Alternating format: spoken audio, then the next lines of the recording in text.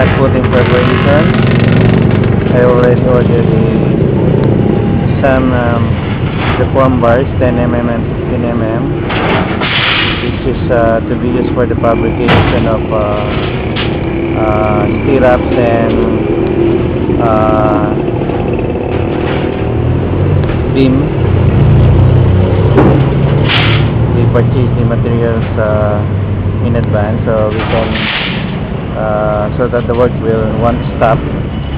Here's now the delivery track for the deform bars, and also we already finished yesterday the in concrete. Ay, parahan mo na.